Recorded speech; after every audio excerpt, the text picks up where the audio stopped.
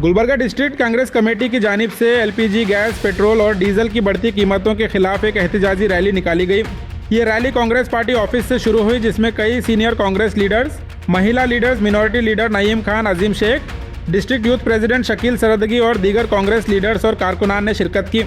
इस मौके पर कांग्रेस लीडर अजीम शेख ने बीजेपी सरकार को निशाना बनाते हुए कहा कि जब इंटरनेशनल मार्केट में क्रूड ऑयल की कीमतें कम हुई थीं, तब भी पेट्रोल और डीजल के रेट को कम नहीं किया गया।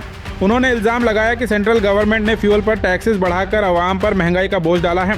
अजीम शेख ने कहा कि पेट्रोल और डीजल की कीमतों में इजाफे का असर रोज़मर्रा की ज़रूरी चीज़ों पर पड़ता है, जिससे गरीब, किसान और आम लोग सबसे ज़्यादा मुतासिर होते हैं।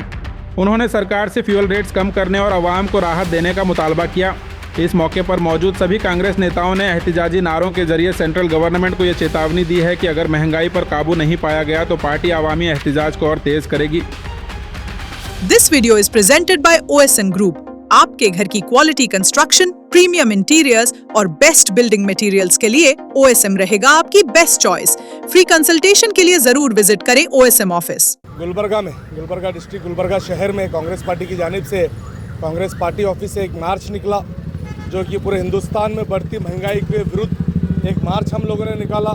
जैसे कि आप सभी लोग जानते हैं, आज इंटरनेशनल मार्केट में क्रूड ऑयल की प्राइस बढ़ चुकी है। इस वजह से जो है ना, बीजेपी डीजल और पेट्रोल का प्राइस बढ़ा रही है, दावा करती है। इस दावे को आपके 2 मिनट के सामने आप लोगों को झूठा साबित करूंगा, क्योंकि 2014 में जब हमारी सरकार थी, जब इंटरनेशनल मार्केट में एक बैरल क्रूड ऑयल की कीमत 105 रुपये डॉलर था, उस टाइम पर हिंदुस्तान के अंदर 64 रुपीज़ से 1 लीटर पेट्रोल बेचा जाता था कांग्रेस की सरकार में। उसके बाद में 2016, 2017, 2018 में इंटरनेशनल मार्केट में क्रूड ऑयल की कीमत गिरती गई, पर बीजेपी ने रेट नहीं उतारा। बीजेपी ने डीजल और पेट्रोल के ऊपर अपनी एक्सेस ड्यूटी पर लीटर पेट्रोल के ऊपर 10 रुपये, 12 रुपये, 18 रुपये, यानी कि 32 रुपीज़ तक उन्होंने डीजल और पेट्रोल के ऊपर एक्सेस ड्यूटी बढ़ाई, जिसकी वजह से डीजल का प्राइस 100 रुपये के पार चला गया। उसके बाद आया कोविड। 2020 के अंदर, कोविड के अंदर पूरे इंटरनेशनल मार्केट में क्रूड ऑयल की कीमत इतनी तेज़ी से गिरी, 65% क्रूड ऑयल की कीमत गिरने के बावजूद भी हिंदुस्तान के अंदर हमको पेट्रोल और डीजल कम में नहीं मिला।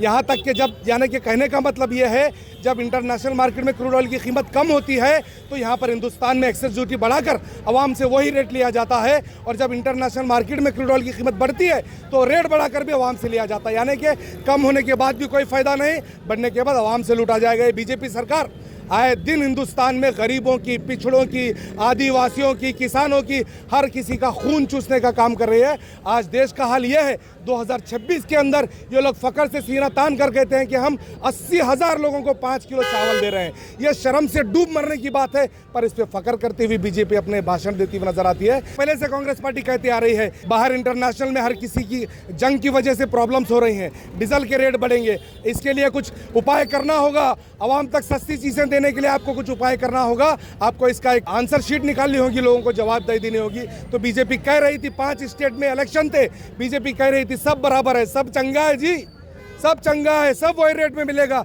जैसे इलेक्शन हुए, रिजल्ट है आप लोगों के सामने है, किस तरीके से हमारे यशस्वी प्रधानमंत्री मीडिया के सामने से आकर कहते हैं कि आप सोना मत खरीदिए, आप विदेश मत चली जाइए। उसके तीसरे दिन खुद विदेश जाते हैं, किसके पैसे पे? हमारे पैसे पे, मेरे पैसे पे, यहाँ पे जो टैक्स देता है उसके पैसे पे खुद विदेश घूमते हैं, और हमें कहते हैं तेल मत खाइए, सोना मत खरीदिए। तो शर्म आना चाहिए प्रधानमंत्री जी।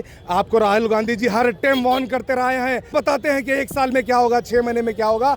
आपको आवाम की बात सुननी होगी, रेट कम करने होंगे, वरना आपको अपनी कुर्सी छोड़नी होगी। शुक्रिया, जज़ाकल्लाह खैर।